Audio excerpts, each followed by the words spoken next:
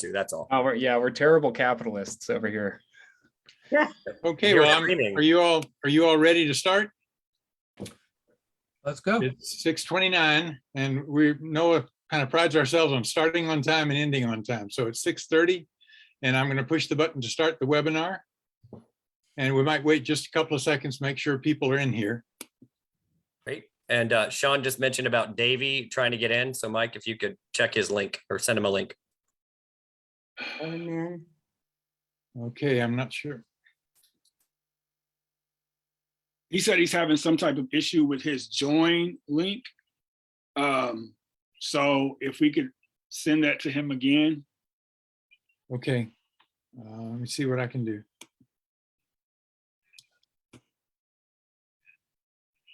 Oh, we're ready for me to begin? Okay. Good evening, everyone. My name is David Plazas. I'm the Opinion and Engagement Director for the USA Today Network Tennessee and the Tennessean. It's my honor to be your moderator tonight for this event, a community response to mental health crisis from CAHOOTS to Nashville HEALS. This event is proudly presented by NOAA and the Behavioral Health Foundation, two nonprofit organizations working collaboratively to advance criminal justice reform in Nashville, including civilian-led community responder programming for those experiencing mental health or addiction issues. This conversation was organized long before the tragedy on I-65 recently that took the life of a man during an encounter with police who was in mental distress. But that's why this conversation is even more important now today. And we have an amazing program for you with guests that are going to talk to you a little bit why we're doing this and also how CAHOOTS works. So I want to turn it over to Sean Witzel and Jane Borum of NOAA to provide some brief remarks. Thank you. Hello, my name is Sean Witzel. I am the Criminal Justice Task Force co-chair along with James Borum. And I want to tell you a little bit about NOAA. If you haven't heard, NOAA stands for Nashville Organized for Action and Hope. And you can learn more about us on our website at noaatn.org. But we are a coalition of multi-faith, multiracial organizations, congregations, and labor unions who come together to empower marginalized community to bring people together, ordinary people together, to build power. And we do that through 4 task forces. We have our Affordable Housing Task Force, our Criminal Justice Task Force, our Education Task Force, and our Economic Equity and Jobs Task Force. And we welcome you to this event, which is sponsored by our Criminal Justice Task Force. And I'll pass it on to my partner, Jane Bourne. Thanks, Sean. I wanted you to know that our Criminal Justice Task Force has 3 different foci that we work on. One is excessive force. In other words, we're trying to work with the police on reducing excessive force and actually eliminating excessive force. We are also working on mental health diversion and deflection. And we're also working on cash bail reform. We have our meetings, our monthly meetings, the first Monday of each month. There will be one coming up February 7 at 6 o'clock. If you'd like to join us, you can contact the NOAA office or send me an email and we'll send you an invite and a link. We'd love to have new members join us. So please feel free to do that. Thank you. My apologies to the attendees. I was supposed to introduce you beforehand. I'll quickly introduce you again. You've heard the remarks, but I won't forget again next time. Sean Witzel and the Reverend Jane Borum serve as co-chairs of NOAA's Criminal Justice Task Force. Jane is affiliated with NOAA through Christ Church Cathedral of Nashville, while Sean is affiliated through the Village Church. NOAA stands for Nashville Organized for Action and Hope, a diverse interdenominational faith-led coalition comprised of congregations, community organizations, and labor unions that work to give voice to traditionally marginalized people. NOAA's 4 key focus issues, as determined by its members, are affordable housing, criminal justice, economic equity, and education. And now I would like to introduce Elliot Pinsley, who is a native Nashvilleian, award-winning advocate, and passionate behavioral health leader who is devoted to improving access to care, reducing stigma, and driving systems change. He is co-chair of the Tennessee Diversion Coalition and serves on the National Leadership Council for the Police Treatment and Community Collaborative. Elliot is the author of the Nashville HEALS Community Responder Pilot Proposal and serves as CEO of Behavioral Health Foundation, a data-driven nonprofit policy center to advance mental health, addiction care, and related criminal justice reform. Let's welcome Elliot. Thank you very much, David, and really appreciate you helping to moderate this event. Appreciate you in the Tennessean very much. Thank you to Noah for partnering on this very important event. And most importantly, thank you to all of you for being here to hear about innovative ways to do crisis response. Sometimes it's better to do it with law enforcement, and sometimes it's better to do it letting the healthcare professionals manage something that's a healthcare need. So really appreciate all the efforts we're seeing in our city to move these conversations forward and start doing crisis response in a different way. And what you're going to hear about today is a model that's really been incredibly successful for over 3 decades, has kind of come out of nowhere to some people, didn't realize it was existing, but these folks and Daniel Feltz, who we have here today, it's a real treat to hear more about what they are doing, how they got started, and what that means for a city like Nashville. What could we learn from this great program and their outcomes? So I'm looking forward to hearing the rest of the presentation, and thanks everybody for being here. Thank you so much, Elliot. And remember to the audience that you can post your questions in the Q&A, and we'll take as many as we can during this session. Next, I'd like to introduce Joe Engel, who is a United Church of Christ minister and represents Christ Church Cathedral on NOAA's Criminal Justice Task Force. Thank you, David. And it's my pleasure to introduce Daniel Feltz from CAHOOTS. And I've had several conversations with Dan, and I found him to be quite impressive. He's not only an EMT, but a certified health professional in Eugene, and he is not a PR person. He is a guy who's riding that band every day for CAHOOTS and has been doing this for 5 years. So we are blessed to have someone who has hands-on experience and has been doing it for a significant period of time, responding to mental health crises without law enforcement or only when absolutely necessary. So it's my pleasure to say welcome to you, Dan, and turn it over to you. Thanks so much for having me. Thank you, Joe. And yeah, it's a pleasure and an honor to be here. It's humbling and inspiring that so many communities are interested in learning more about CAHOOTS and developing similar programs across the nation. We're super excited. I'm definitely not an administrator. I'm not a PR person. I'm a direct service provider. And I work in both roles as a mental health crisis counselor as well as a medic. I also do field training for our new staff. So I have probably like a high school level PowerPoint for you, but I am really curious to answer your questions. Yeah, let's just get into it a little bit. I'm going to try to share my screen here.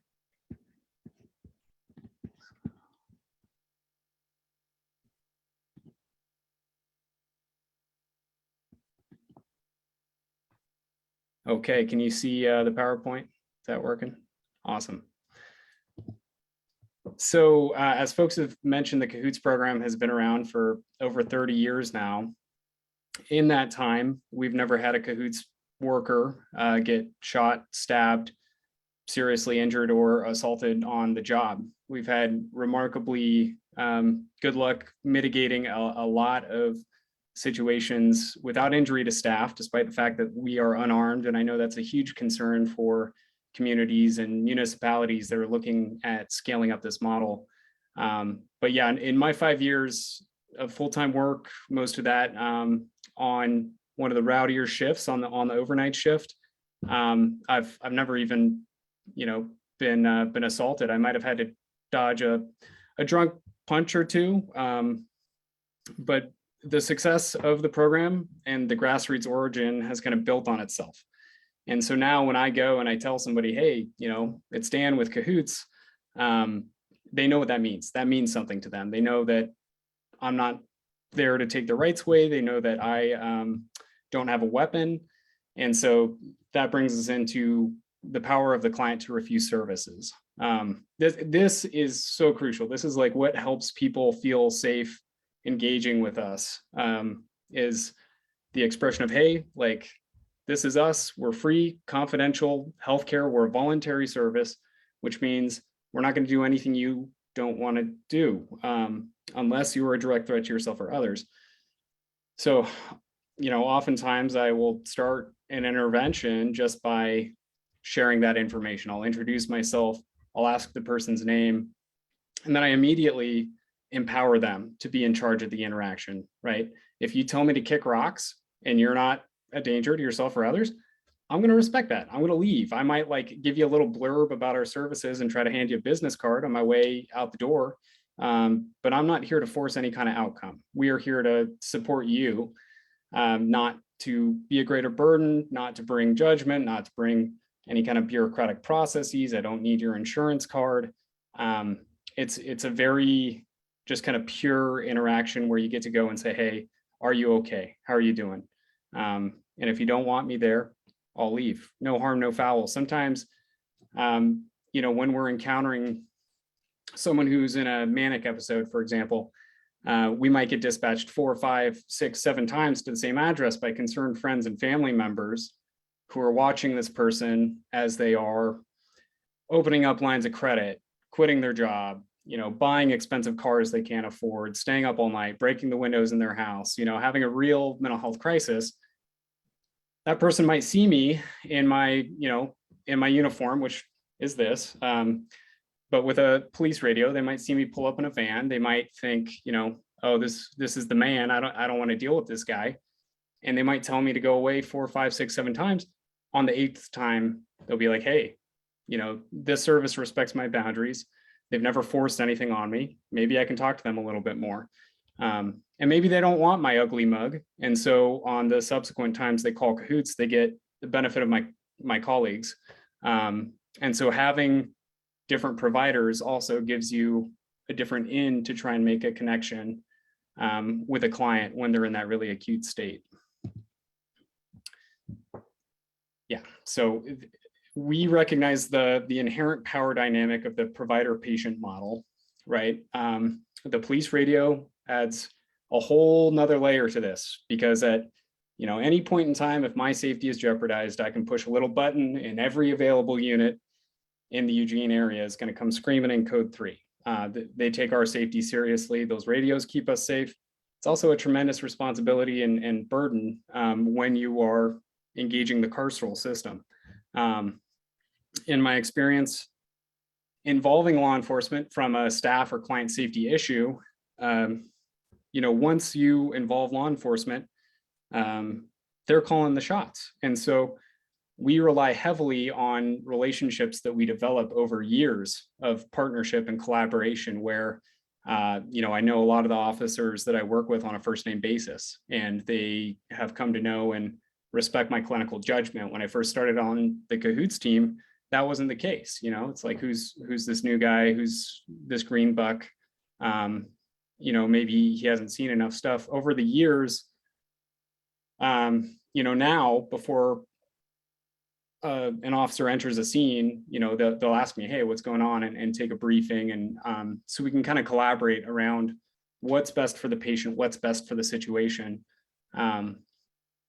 But yeah, there's a huge power dynamic there where it's like, not only are we healthcare providers, but like, we don't have the ability to take your rights away, but we have access to those people who do. We have a very direct line to them. So we have to be transparent about that. The name CAHOOTS it's kind of a tongue-in-cheek thing, but especially with folks experiencing acute paranoia, I would recommend, naming your program something else. I think HEALS is a really great non-threatening option.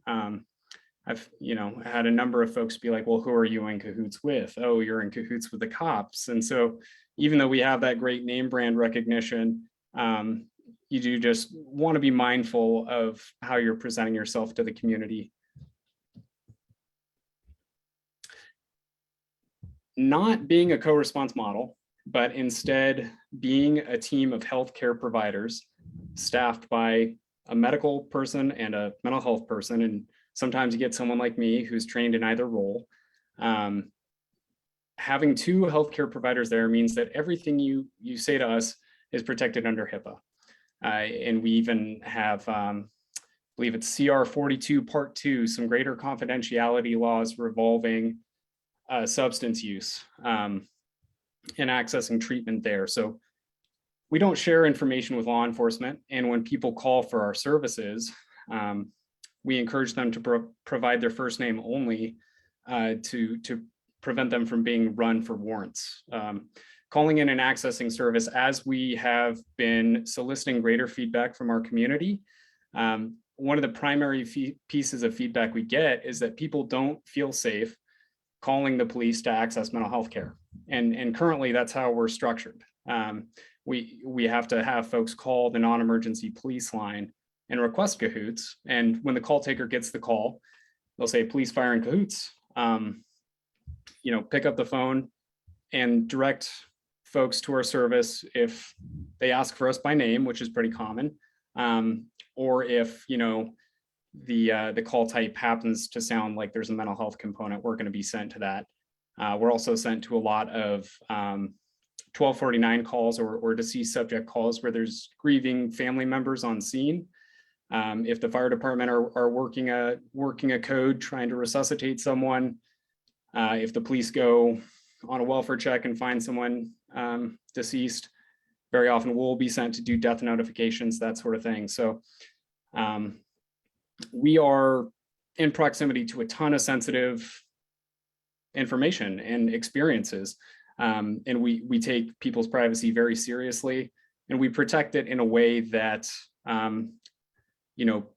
prevents people from inadvertently interacting with things like, warrants, right?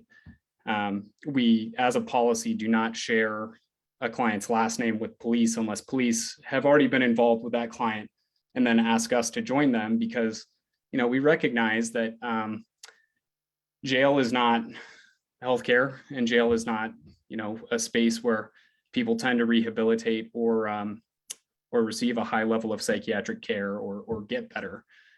So this privacy piece is huge to our continued rapport and support from the community. Yeah, some more HIPAA here. So trauma-informed care, unconditional positive regard. So, we try to come to the table recognizing that the human being in front of us, every person is an aggregate of, their background, their experiences. There's a lot of intersections of class and race and access to care and, childhood trauma that comes into play, especially for, a majority of folks living on the streets. There was the ACE study done, I think it was a couple decades ago, but ACE standing for Adverse Childhood Experiences. And it's a direct correlation. You tally up the amount of adverse experiences a person has had in their childhood, and you see, the likelihood that they are going to develop unhealthy relationships, whether that's with other people or substance, experience homelessness, be hospitalized, be jailed. The more that humans suffer as children and don't have access to meet their basic needs, they have to cope and learn different strategies for getting their needs met. And sometimes, that comes out in ways that more privileged members of society find threatening, or, ways that are actually actively antisocial. But just recognizing that people are coming from different experiences, they're doing the best that they can, and we're not there to judge them. We're not there to diagnose them. We're not there to label them. We're there to help meet their needs if we can, if there's something that we can offer. So approaching individuals with a lot of curiosity and a lot of respect for, the life that they have had leading up to our interaction. Harm reduction. Love this topic. We encounter a lot of folks who are coping with risky behaviors, coping with their stress and trauma by using risky behaviors.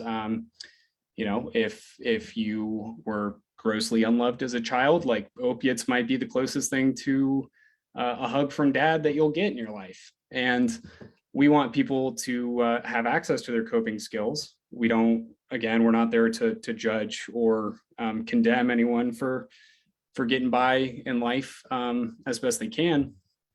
But if you're using opiates and you're overdosing, obviously we want to interrupt that. So we do carry naloxone, we reverse overdoses. We have seen a huge increase, as I'm sure you guys have. It's everywhere, the opioid epidemic. You know, we direct people to needle exchanges. We provide needle exchanges if we're not on a call. I'll do a one-to-one exchange with you, get you a clean. You know, and this helps us get to know a community that then might trust me later to take a look at their abscess, to, you know, take a look at the cellulitis that they've been dealing with. And now I can assess their wound and be like, hey, you know, can I refer you to the nonprofit medical clinic, or is this something that requires urgent or emergent medical care? So yeah, we're not trying to do anything except make sure that like you can cope, and hopefully we can move that to trend into a less harmful way. If you're an IV drug user, we're not going to change that overnight, but we might be able to prevent you from developing sepsis and being admitted to the ICU and staying there for weeks and weeks. So there's some of that. And then this little bit here at the bottom of the slide about self-disclosure. A lot of folks on the CAHOOTS team are coming here from lived experience. And there's a lot of conversation about what level of education and certification you need to do this work. It's kind of ironic. Some of the best credentialed people on the CAHOOTS team are also ones with the most lived experience. You know, my clinical supervisor has her MSW, LCSW, and she was, you know, unhoused and struggling with alcoholism for years and years. So we draw on that experience. We try to be mindful and not comparing our experience to other people's, but it is distinctly helpful when you are talking to someone who is actively struggling with suicidal ideation, who has a family member in psychosis, who is dealing with addiction. It is so helpful when you have direct lived experience or proximal lived experience to draw on, and you can really empathize and kind of relate to the situation that person is in. And this work tends to be self-selecting in that sense. You know, most people who get involved in the fields, the social service fields, the helping fields, have seen something or experienced something in their life that makes them want to get into this work. And so, is the most important thing a master's degree? Certainly not. At least I would argue not. Is that helpful in building, you know, credibility with the other institutions you're interfacing with? Sure. And so we do have a credentialing process here with CAHOOTS, but we also try to be steering other communities that are looking to scale up a CAHOOTS model to really take into account lived experience as well as experience within that community, and maybe prioritize that over and above, you know, your academic achievements. Academic achievement doesn't tend to translate into the field as well as lived experience does. Yeah, so nuts and bolts here. We have 2-person teams on a Sprinter van. We are not licensed as an ambulance. So even though we carry medical equipment, and so we have an airway bag, an AED, we frequently are, you know, doing CPR, reversing overdoses. We have bags filled with medical supplies. We don't administer medical care en route. And that's kind of what you have to be an ambulance. So we don't do that thing. We have a Sprinter van that is bisected by a reinforced plexiglass divider. And it's a little austere back there, but it kind of has to be easy to clean. So we have staff right up front, you know, driver, passenger seat, client sitting in the back. There's a bench seat back there.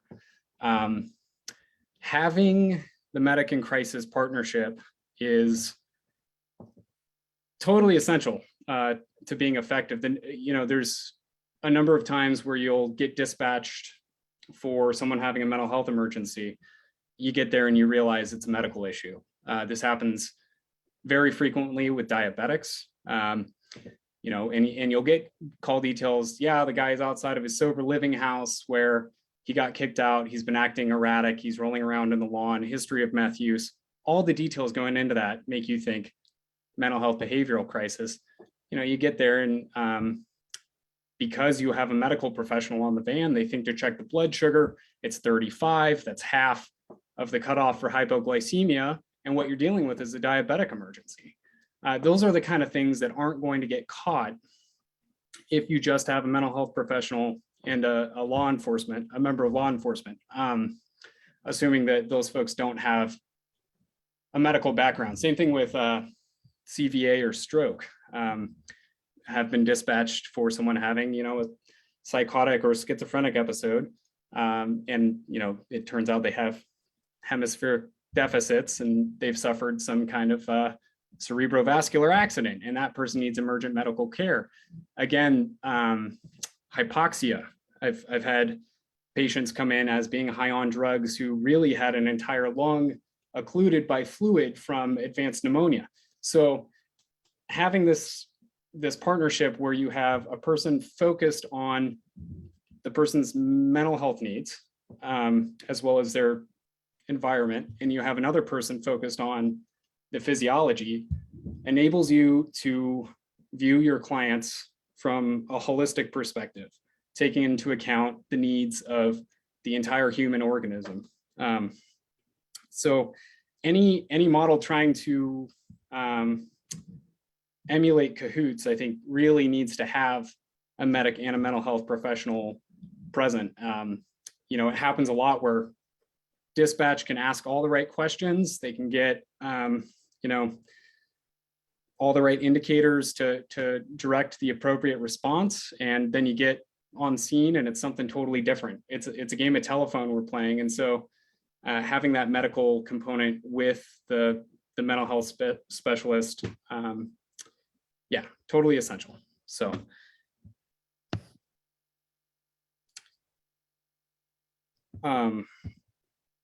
CAHOOTS, we are structured, and Whiteboard is structured as a non-hierarchical model, which means, if you ask me to ask to talk to my boss, most of the time I just point to my shift partner.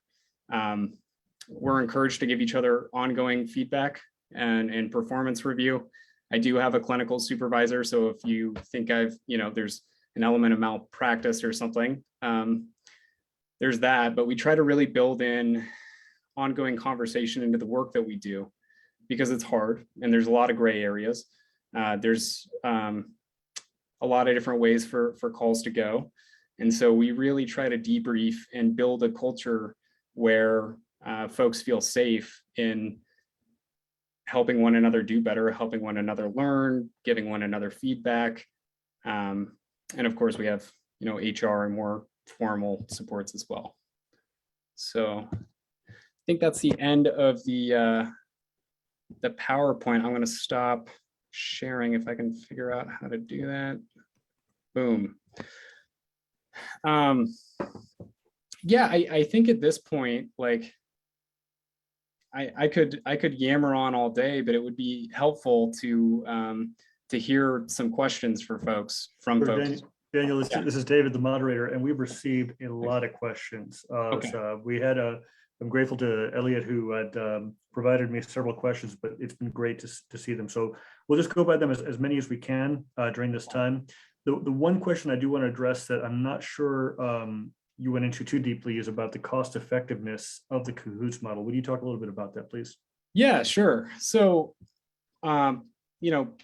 this figure got touted by the prior administration of the CAHOOTS team, that we run about 2% of all the, 20% of all the public safety calls that come in through non-emergency and 911 call center on 2% of the public safety budget. And that has been accurate. That has been the case.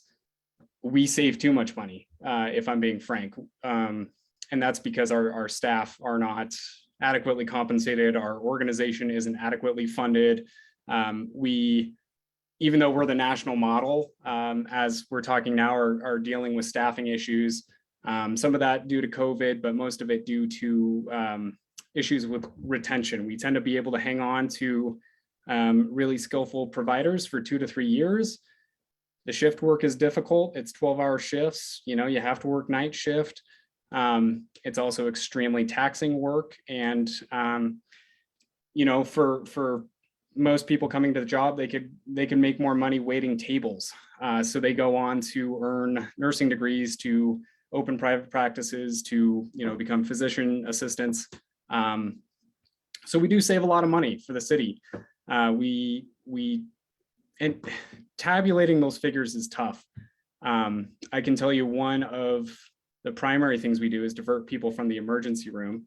So there's tremendous saving to the hospital. There's also tremendous saving to clients who might have otherwise ended up with an ambulance bill, which around here, you know, it's about $3,000 a ride. And, you know, you might not even receive any care in transport. So yeah, we have a fraction of the operational costs of the fire department, of the Eugene Police Department. And we save a little bit too much money. Yeah, so I'd have to pull up our contracts to give you an exact figure. You know, but we are in the single digit millions for operational costs. Whereas fire and police easily, you know, I think fire is around 70 million, and then Eugene Police is over, you know, 100 million annual. You know, double check those figures. Again, I'm not like an administrator or HR person, but yeah. And a related question about operations, you know, other than access via an emergency number and the connection to the police if something happens, does CAHOOTS sit within the Eugene government under a specific department, or is it operating as part of a nonprofit of the government funds? Great question. Yeah, so CAHOOTS is operated under Whiteboard, which is a social service nonprofit here in town, and we're contracted by the city and county to provide mobile crisis services. So we are not city employees, you know, which has pros and cons. We, you know, don't get retirement benefits. We don't get, you know, the goodies of being city employees. At the same time, we are kind of empowered in different ways to provide those harm reduction services, and come up with more creative solutions that meet people where they're at, that you might not be able to if you were working within a highly protocolized and liability focused, you know, municipality. So the nonprofit thing works pretty well. Thank you very much. Another question from our audience: is there room for a person whose primary orientation to this work is their own lived experience with mental health issues, like a certified peer specialist, to be on these teams? It's like someone who can speak to and from the experience of psychiatric treatment, especially folks with experiences of forced treatment.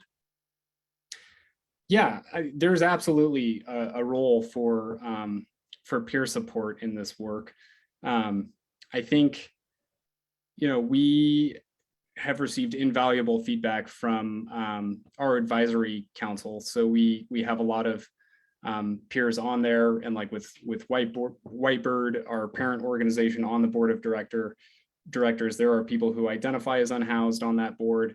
There are people who identify with the MAD community, looking for mental health and disability justice. So I think there's definitely a role there. The one caution is kind of around like self-disclosure and just wanting to make sure that if you're bringing this perspective and feedback, that you're still able to meet that other person where they're at. It's not always going to be a direct one-to-one translation. And then also when you're sharing from your own personal experience, sometimes it gets tricky around professional ethical boundaries. So yes, there is a role for peer support, and I think folks with lived experience can still benefit from formalized training. CAHOOTS puts on an academy for its new hires. So we have about 30 hours of classroom work, along with 500 hours of riding the van and working with experienced CAHOOTS team members who can provide feedback and guide the trainee through those situations and get them up to speed. Thank you. Another question we have is, how does the CAHOOTS model compare to our pilot program with healthcare individuals traveling with police officers? Huge difference is there's no police officer on the CAHOOTS van. There's no weapons of any kind. There's no handcuffs. There's no pepper spray. There's no batons. There's no, I don't have any legal authority. No one on CAHOOTS has the legal authority to take your rights away. And,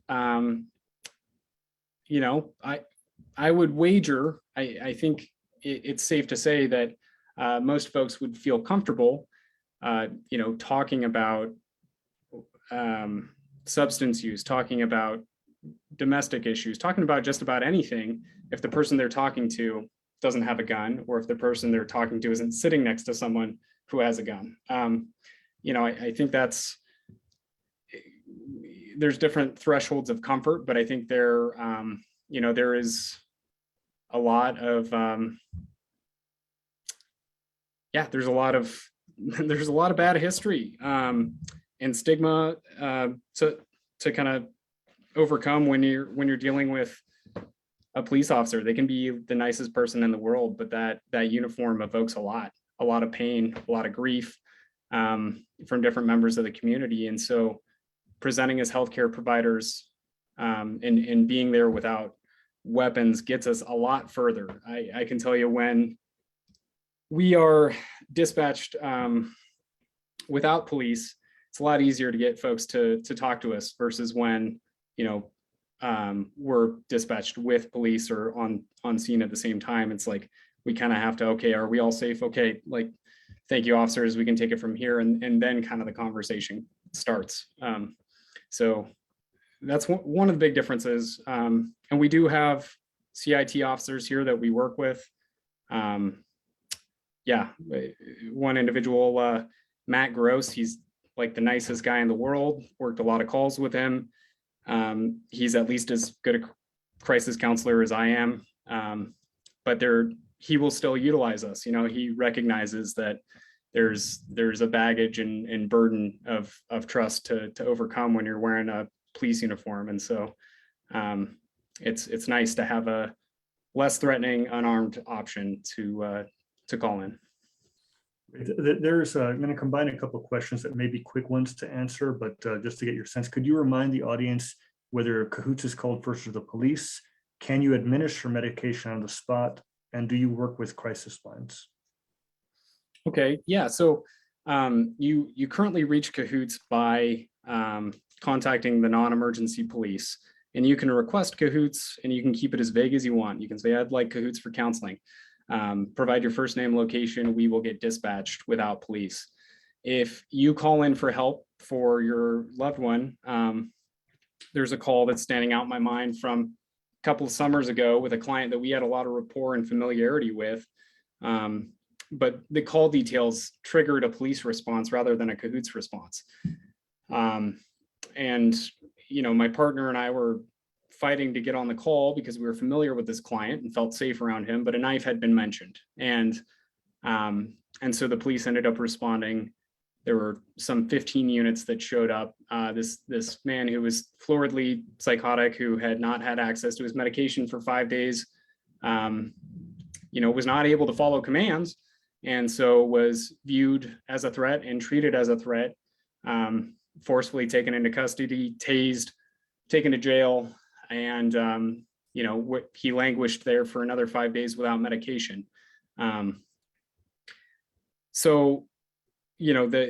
or not you get a CAHOOTS or police response depends a lot on the call details. If there is mention of a weapon or a threat, police tend to be routed first, and then, like every service you engage with, kind of the experience you have depends on who's responding. Different officers might have responded to that call differently. It could have gone a whole other direction. Same thing when you go to the emergency room. Sometimes the physician you get, is scatterbrained and misses it, and you got to go get a second opinion. There's a lot of variability in these systems, and the nice thing about CAHOOTS is, if you do get our response, you can be assured that you're not going to die. when you're talking to us, which is pretty huge. The other And just related to that, you mentioned the medication. So, Yeah. so whether you could administer medication, whether you work with crisis lines. Yes, so we administer very few medications. Naloxone is like the only one we give with any regularity. We do not carry psych meds. We do not inject people with psych meds or administer meds. I have ibuprofen, I have Tylenol, I have Benadryl, I have naloxone, and I have oxygen. I have glucose too, if you need some glucose, but those are the only meds that we work with. We operate at an EMT basic scope of practice. So no, we're not psychiatrists. We're not dealing with any kind of psych meds in the field. What was that last question? To work with, do you work with crisis lines? Yeah, so the Whiteboard crisis line we have here locally, they have a direct line to the cell phones that we carry. And so if there is someone who contacts the local crisis line that needs an in-person response, that needs someone there to keep them safe, or has barriers to their safety where they don't want to call in to the non-emergency police, they can access us through the Whiteboard crisis line. They can put us in touch with the client, give us their info, and then we can kind of update dispatch and get to that client without having gone through the call center. There's a lot of interest in putting these questions together because they're similar, but there's a lot of questions about how you were successfully able to convince the city to put this together and how you're measuring your success 5 years later. Oh, well, CAHOOTS has been around since 1989, I believe. And I think it's the grassroots and community-driven element of CAHOOTS that has made it easy for us to receive support from the city. The history kind of involved a lot of music festivals coming through the area, a lot of disenfranchised youth, a lot of people, having really bad trips and getting a police response. And so I think the CAHOOTS team, it was originally, called the Bummer Squad, as in like a bummer trip. And so they would respond to behavioral emergencies instead of the police, that takes a huge burden off of police too. A lot of this conversation that we've been having around policing in America, it's true that we expect, the police and the fire department, this kind of binary response to address the entire spectrum of emergent human needs. And so, our police officers generally trained to identify and deal with medical and behavioral emergencies. No, they get very little training in these fields. Even CIT trained officers, it can be as little as 8 hours to then have that CIT credential. So the service we offer benefits not only the community, but it benefits the police department, the fire department. When there are those frequent callers that I know on a first name basis, and someone else doesn't know them as well, the police get called. If I hear that name pop up, I can go to that call. We can handle that call. We can say, yeah, we know this guy. We'll help him out. We'll get him out of the public sphere or whatever. But we have a rapport and a reputation that's been built up over decades. And so for other communities, I think being really in tune with what it is that your citizens want, what your constituents want. Do they want a co-response model, or because ultimately that's what matters. I can come in as a provider and say, hey, I have the most informed opinion in the room. This is how we should provide the service to the community. But if the community doesn't agree with me, it's not going to fly. So, taking a step back and soliciting input from the community, I think is really the best bet at, having a model that then gets the funding from the city, gets the financial support from government. And in the case of CAHOOTS, that just kind of happened organically, in a very, very grassroots way. Thank you. And before we continue to the next question, Mike Hodges put in the chat a couple of important points that if you're interested in bringing about a CAHOOTS-like program, HEALS, please email mhodge, MHODGE, at noahtn.org. And you can find out more about Nashville HEALS at noahtn.org/heals. Now, you talked about the organic way that CAHOOTS developed and succeeded, specifically to Nashville, from what you know, in terms of you were guiding NOAA in terms of having that conversation about how to go about it, given that we don't have the model in the city today. What are the things that you've learned that would be the most successful? Well, I mean, I think any organization that is going to kind of scale up. So, I mean, this is kind of how I see, it. You know, you have law enforcement for violent instances to, reduce those theoretically is the goal. And then you have, fire to put out the fires. You've got your paramedic teams to handle the heart attacks. We are neglecting a massive realm of human needs, which is the psychosocial realm. So I think having a distinct department that is dealing with that kind of stuff, and that isn't otherwise tied into these other services, starting fresh, in other words, starting fresh with a brand new third branch of public safety, gives you the chance to then start from the ground up with humanism, start with anti-racism, start with nonviolence, start with honesty and openness and trust, and move forward from there. When it's community members showing up for community members, that's when we see the greatest successes. And I just have to plug really quick the nonprofit Freedom House. Started in Pittsburgh in the late 60s. It was the forerunner of modern paramedicine as we know it today, and that history has kind of been totally lost.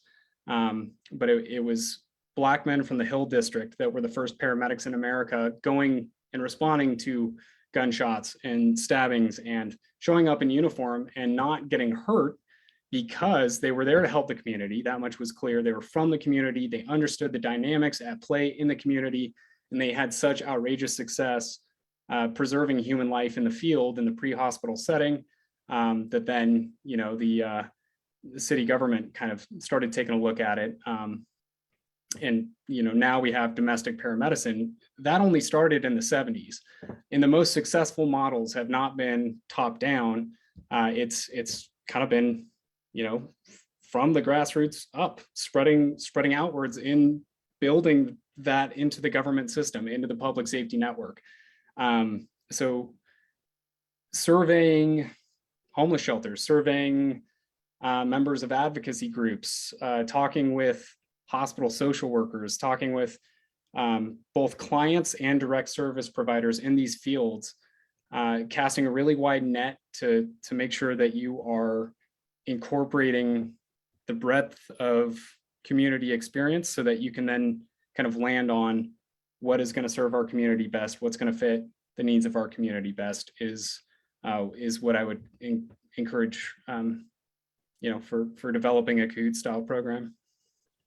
There's two related questions on how you address people who call into the line, and one of them has to do with if there's mandatory pre-screening of the situation, and the other one has to do with regard to how did people get comfortable with using CAHOOTS as an alternative to police. Yeah. So when you call in, you're going to talk with a call taker who's going to ask you screening questions for sure. What that looks like is highly variable to the information you provide. If it's as simple as, I would like CAHOOTS for counseling for my 17-year-old who is struggling with cutting, the next question might be, do they have a razor in their hand? Are they actively cutting? Have they been threatening? Have they attempted suicide? And the response you then get might differ. If the daughter is, not actively cutting and can agree to be safe with herself, they'll route us first. If the daughter is actively slashing at her neck and we're tied up on a bunch of calls, they're going to send a police response to get there as soon as possible. So You do need skilled call takers and dispatchers who can incorporate the relevant call details to make sure that the correct resource gets routed. Sorry, what was the second part of that question, David? Yeah, the second part is how people became comfortable with using CAHOOTS as an alternative to police. Yeah, I think it happened slowly over many years.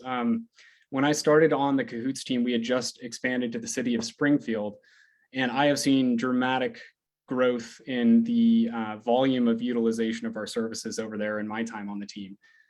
When I started in late 2016, you could expect the call volume down there to be very, very low. And in fact, we had a van in service for only 12 hours out of the day.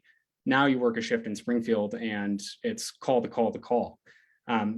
So that trust building process does take years to establish within the community, and it takes some broadcasting. But I think more than anything, it just takes positive encounters. If you can leave a person feeling better supported than when you got there, word of mouth travels pretty fast. And so if you have an organization that's there to help, that is not, having super escalated violent incidents with people, that has a lot of transparency and ethics, informing its structure, then it's going to grow and develop, but it does take time. Thank you for that. Before we go to our next question, we just want to thank again all the audience and also some of the elected officials who I've seen here. If you've asked a question that includes Councilmember Aaron Evans and Councilmember Gloria Hauser, I have a question now from Vice Mayor Jim Schulman, who asked, how many cities have adopted the CAHOOTS model, and are they also having success? Yeah. So off the top of my head, you have the crew team in Olympia, Washington, the STAR program in Denver. I'm a little unclear on where Oakland is with their program, but I know that Denver is having success. I know that Olympia is having success, and that, to me, means that the communities are being better supported and that they're being directed to a more appropriate resource, right? And success means a lot of different things to a lot of different people. Sometimes for some folks that's cost savings. For other folks that's preserving life and improving the quality of life. I think all these things are happening with these programs. So those are the ones that off the top of in Portland Street Response as well, just up north. I'm curious to see how their program evolves and how they do, and if funding gets continued for that. Thank you very much. We're receiving many positive comments about your presentation regarding just how helpful it is and the resources you've given. So thank you for that. Another question is, how do you work with dispatchers, and are they trained to triage calls to CAHOOTS? You alluded to this a little bit earlier, but if you could go into that specifically, please. Yeah, of course. Yes, we put on trainings for new dispatchers where we inform them of our services. And we are at this point kind of written into their formulas as well within Eugene and Springfield. Dispatching is a tough job. You have to take in 5 different computer screens of variable types of information and produce answers in a very short amount of time. So there's a lot of training that goes into things on the dispatching end, and we do put on trainings for them so that they can be aware of our services. In both Eugene and Springfield, we have an open door policy with dispatch where if in between calls, we want to touch base, we can go and say hello in person and get to know our dispatchers. We can put a face to the voice that we've been hearing for years and years on the radio. I don't do it all that often, but it's always so great to be able to connect on that level. We have a strong relationship with our dispatchers. We view dispatch, police, fire. These are partners in community as well. So we're going to strive to bring all the same principles we bring to clients to our partner relations. Love our dispatchers, and a lot of training does go into their process as well. Thank you for that. And just as a matter for the chat, there's been a lot of mention of a Nashville community crisis response, and I see that it's being responded to by NOAA. So thank you so much. So your question will be answered, and hopefully you all connect with each other. One of the things that another very interesting question is, given the success of CAHOOTS, how has community policing changed in the communities you serve in Oregon? You mentioned your relationship with the CIT officer, but have you seen a noticeable change in the way that you interact with police? Yeah, I mean, I think something I hear a lot from officers, especially who transfer from other cities, is, oh my gosh, like I wish this existed where I came from.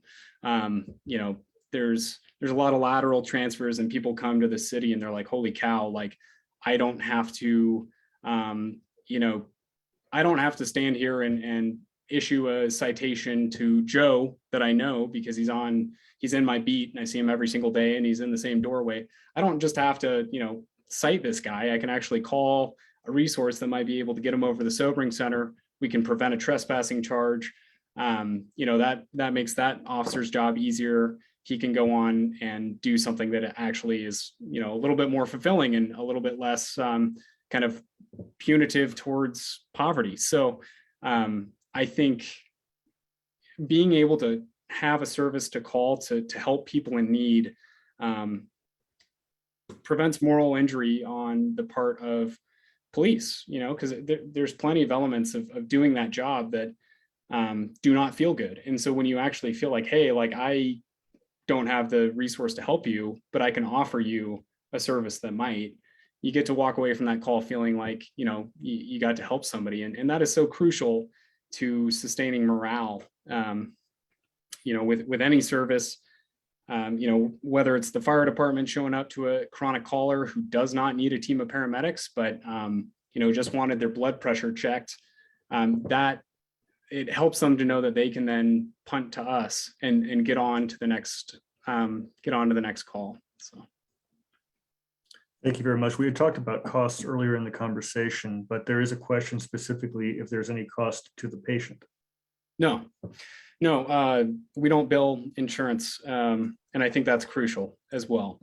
You know, we are in the business of eliminating barriers to healthcare.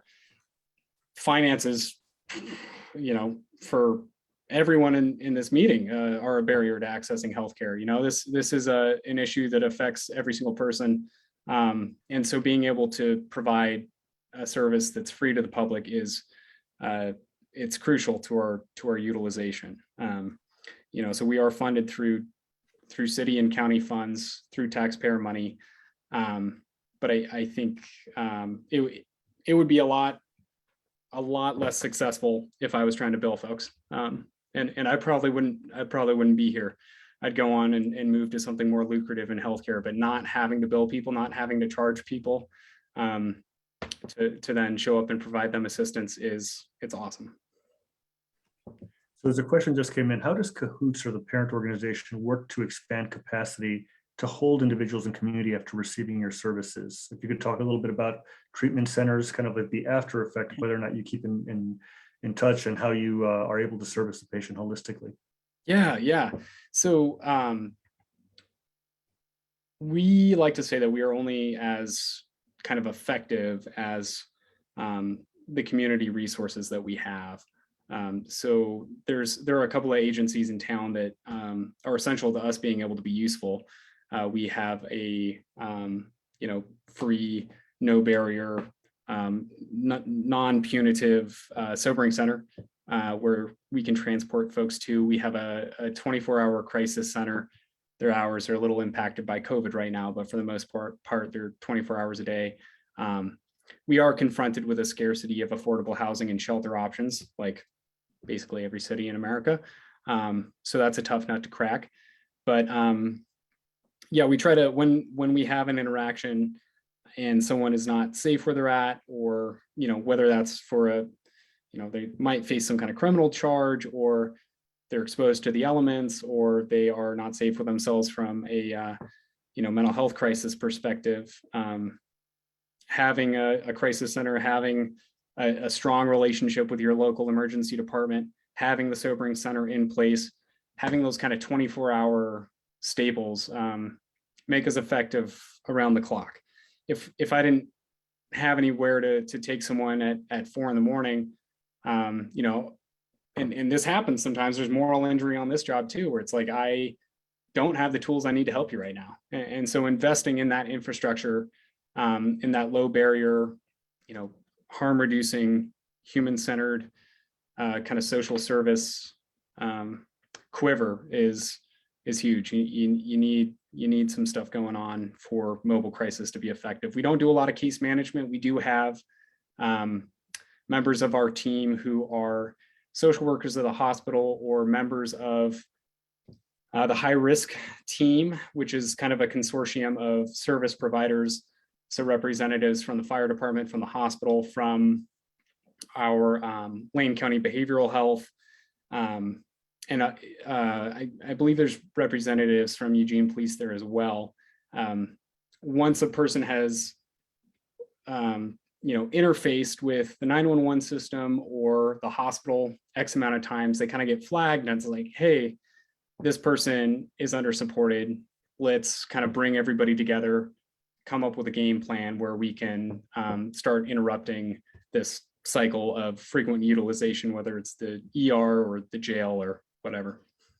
Thank you. We have one final question due to time, and then I'll ask this and ask if you have any final remarks. The question is, why is the compensation for CAHOOTS employees insufficient, and what would need to change in order to have better retention rates? Yeah, that's a deep question. Why is it insufficient? I think what I've seen massive cultural shift since when I joined the CAHOOTS team.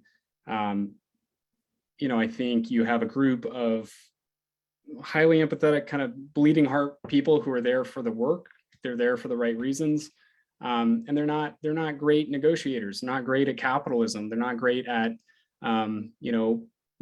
going to City Hall and kind of haggling. So that's an element. Why are CAHOOTS staff underfunded, and what's up with the retention issues? That's what we're talking about here.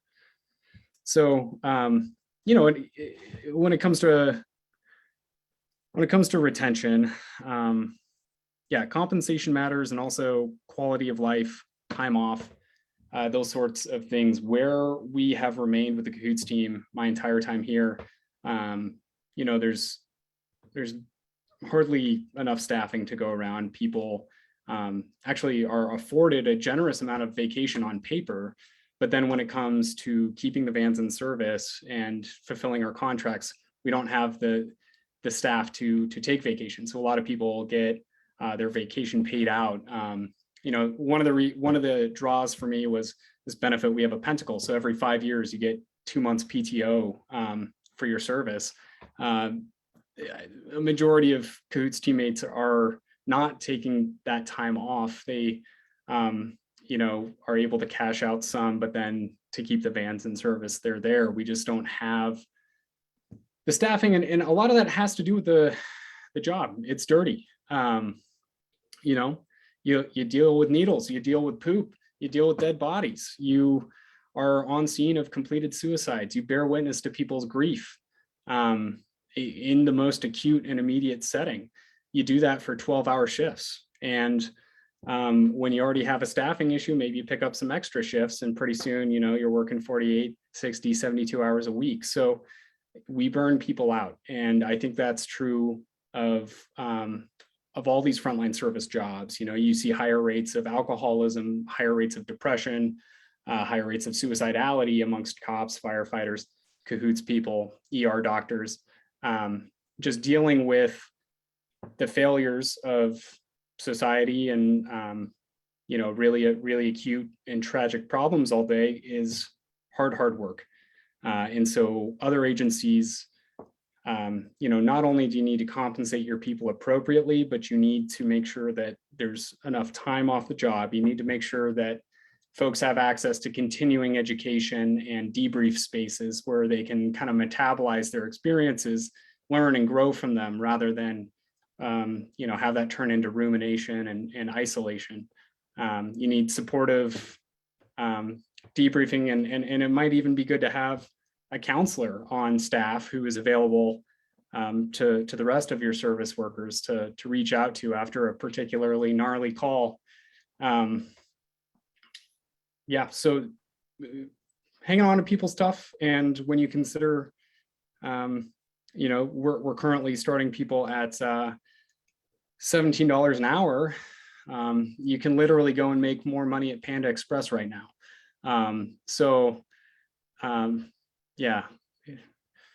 And I want to thank you so much for taking the time again. For the audience, this is Daniel Feltz of Whiteboard Clinic on CAHOOTS. We're delighted to have you today. And I know there are many people who have so many other questions. So we'll work with Noah to certainly relay that communication. Are there any final words that you have of wisdom or advice for Noah on this topic?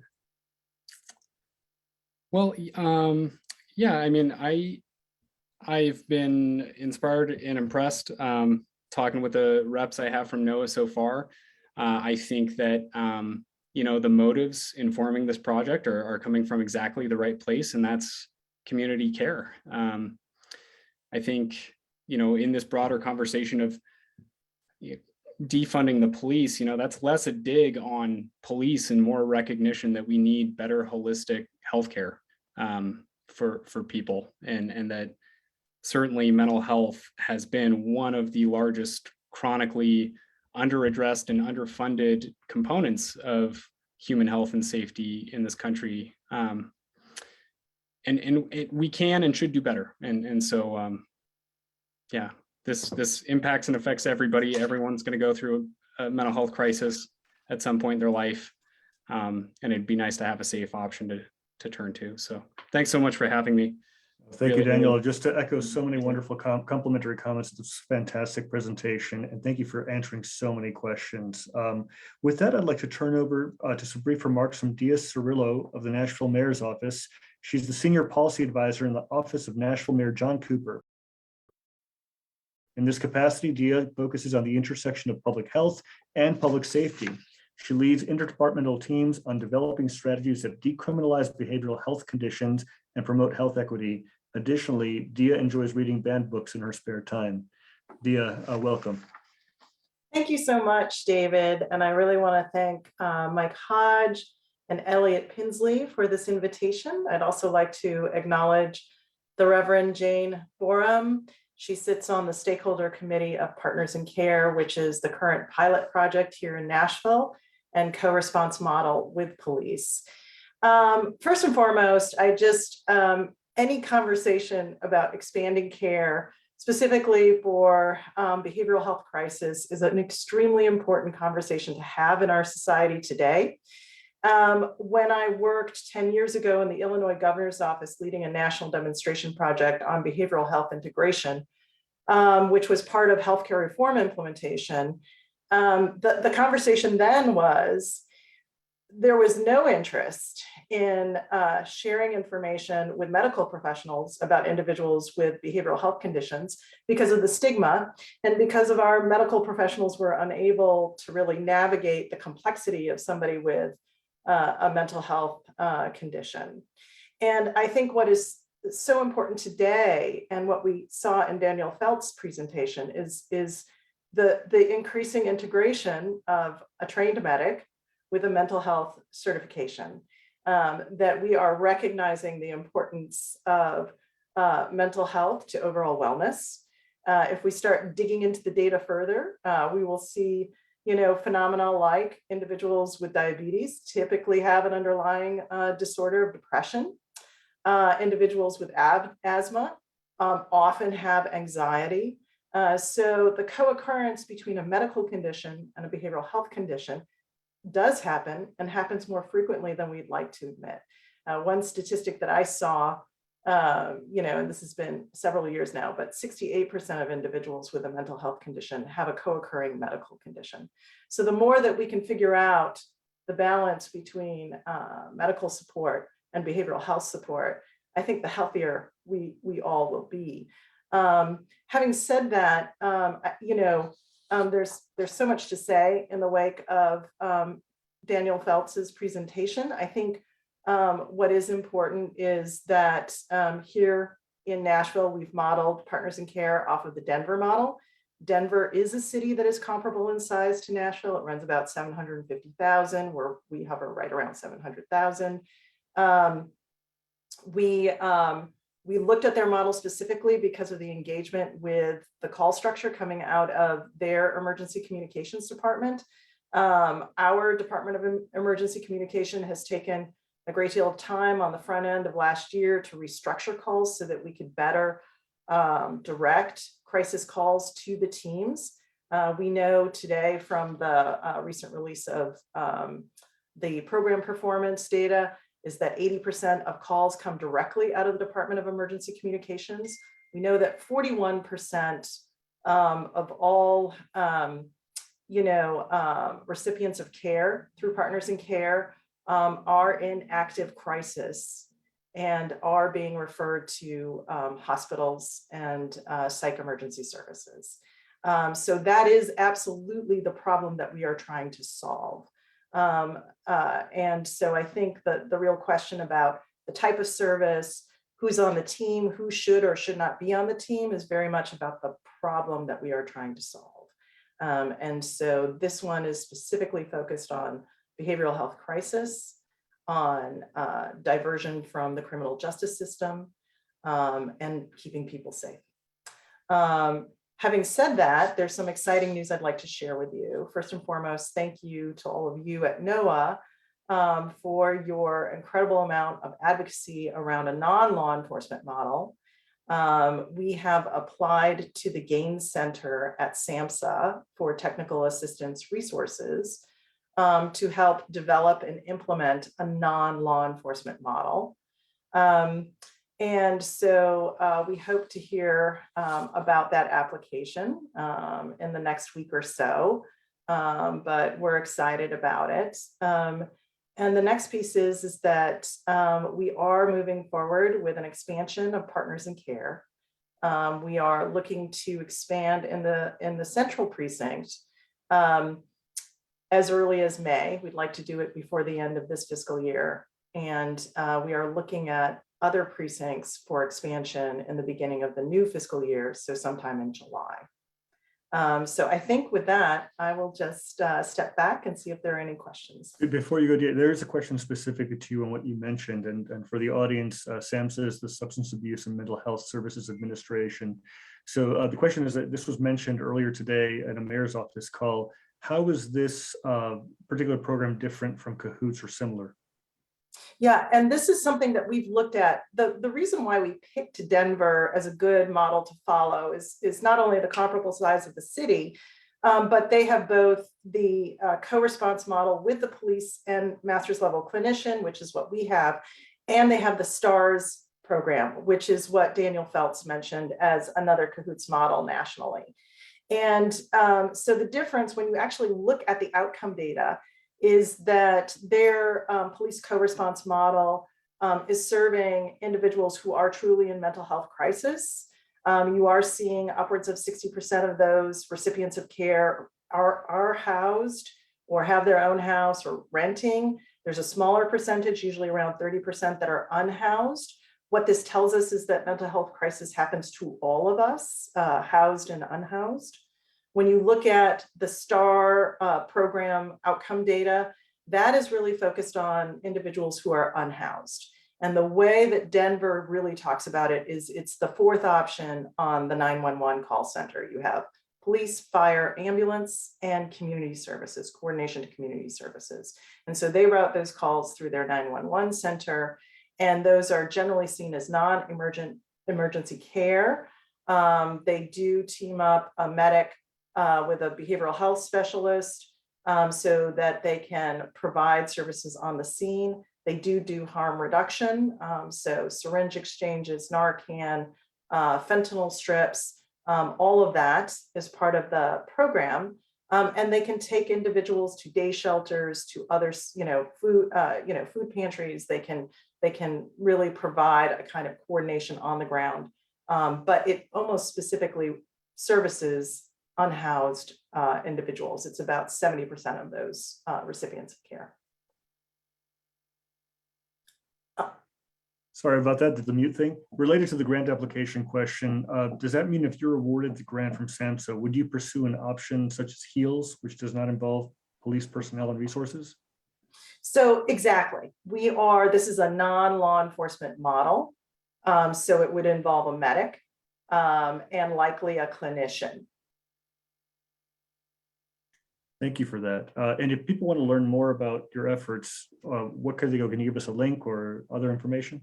Sure, I will pop my email in the chat box, and I just really encourage people to reach out. And certainly we will be updating people with the results of the RFP. Thank you all for your work on this. Thank you so much, Dia Cirillo, on behalf of the Nashville Mayor's Office. Now I wanted to turn it to closing remarks to NOAA clergy leader, Reverend David Tucker. He's the pastor of Beach Creek Baptist Church, a commissioner for the Metro Human Relations Commission, and a director for the Nashville Community Bail Fund, a member of NOAA, and a strong advocate for justice in Nashville. Welcome, Reverend Tucker. David, Joe Engel here. I think Jane is supposed to go just before Oh, David. my apologies. That's correct. There was an addendum. So I will turn it back to Reverend Borum, and then we'll get back to Reverend Tucker after that eloquent That's all introduction. right. I'll always give away to Reverend Borum. Thank you, Davey. And thank you, David. And we want to thank Dia for also coming from the mayor's office. I wanted to respond to Dia's comments. Of course, we heard about CAHOOTS tonight and how that community response model will help people get the help they need and save lives. And we're glad that you, Dia, and others see that critical need for community response to mental health issues without law enforcement. Please let us know, Dia, if this technical assistance grant that you applied for is approved. Our next steps are to pull together stakeholders that we already have a relationship with and pursue funding in this year's Metro budget. The shooting of Landon A. Step last week shows how critical it is that we have this community response to such situations. So should this technical assistance be approved, we will hopefully be able to strengthen our ongoing efforts in this regard. So thanks you, Dia. Now, Thank you. Davey, you can take it from there. Thank you. Thank you. And I just want to say thank you to even be asked to offer remarks. I am just grateful that these conversations are continuing and that they seem to be picking up a lot of speed.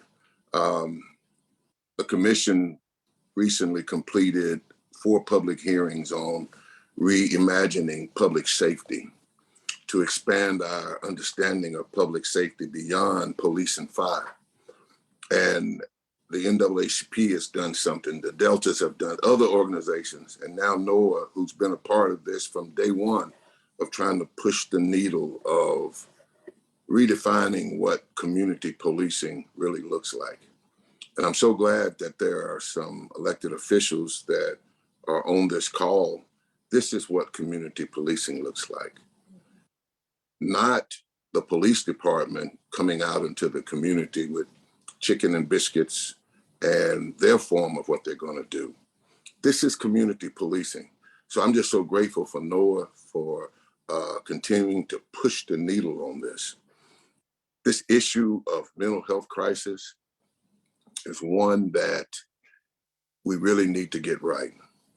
I was reading earlier today and just trying to get some thoughts about this. In our sacred text, there are some psalms of lament.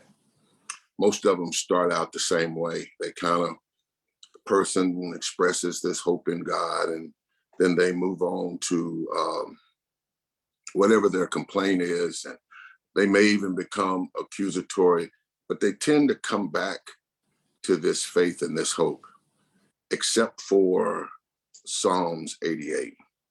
The very last sentence after a complaint about life being bad, everything going wrong, it ends with, darkness is my closest friend.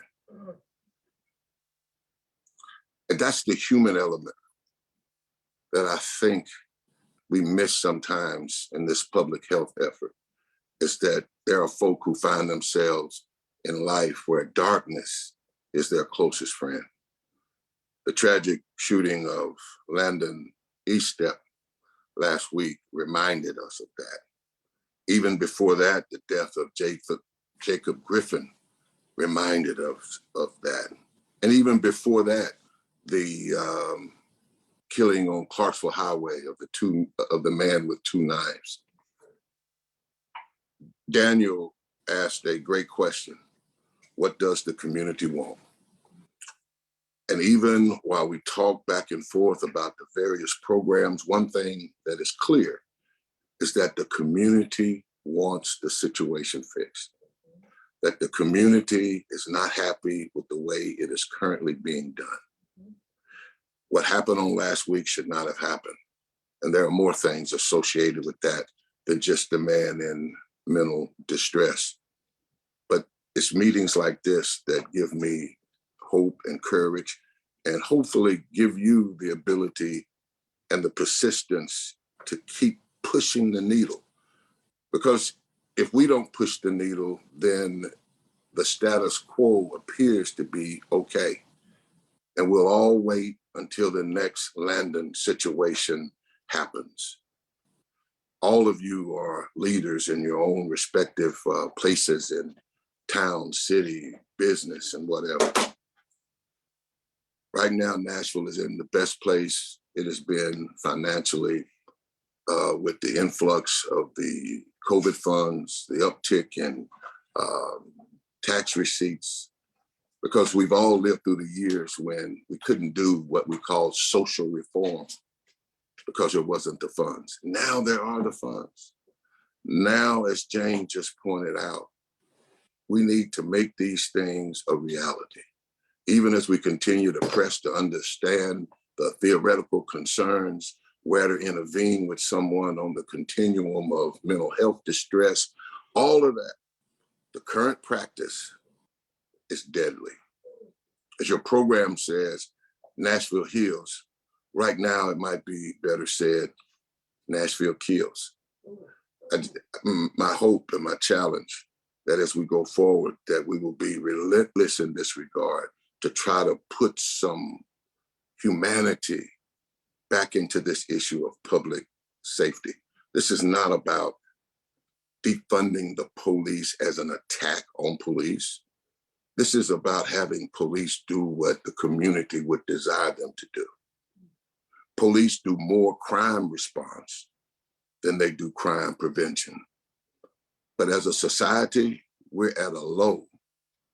We are at a low when we criminalize mental health distress. In the Black church, I don't care where you go, we're all over the country, there is a couple of repeated refrains in our communal prayers. One is, we thank God that when I got up, I was clothed in my right mind. And that's all over, wherever. It's because that is a reality, that the traumas and the hurt and the pain of life often put people in situations that they really think they're going to lose their mind. So again, I'm just grateful to just be in the midst with you who are seeking to humanize those who are often suffering and on the margins of our society. Now is our time. We missed one on Tuesday night, but folks still showed up. And now, after this, what do we do going forward? What we're doing now is not working. I really wish we could become Nashville HEALS. So again, I just thank you for the opportunity to be a part of this and to share and to continue to be an advocate for human thriving and seeking to eradicate human suffering. This one to me is easy. This one is easy. We can get this right. This is not a battle with the police. This is not a battle with FOP. This is humanizing folk who find themselves on any given day. The darkness is their closest friend. May the Lord bless you and keep you. May the Lord make his face to smile on you. May the Lord turn his face to you and give you peace. Thank you. Thank you so much, Reverend Tucker. Those were profound words. And we want to thank NOAA and the Behavioral Health Foundation for organizing this CAHOOTS webinar. And I'm honored to be your moderator tonight. We've heard tonight about a very successful model for behavioral health crisis response Of course, just hearing about a model on its own does not help save anyone's life or keep someone out of jail who needs community-based healthcare services and supports. It's critical that we all come together as Nashville community to help advance positive solutions to complex issues. This includes government officials, faith-based community members, mental health experts, and other advocates working collaboratively, hand in hand, to lead the charge for planning and implementing the right programming that meets the needs of our city and its residents. As you've learned tonight, the Behavioral Health Foundation and NOAA have developed a CAHOOTS-based program proposal called Nashville HEALS. Please be sure to visit noaatn.org/heals to learn more about Nashville HEALS and how you can get involved. Thank you for joining us this evening. This concludes our webinar. Have a great evening.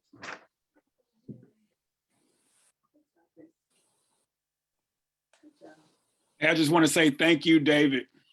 Thank you for moderating. My pleasure.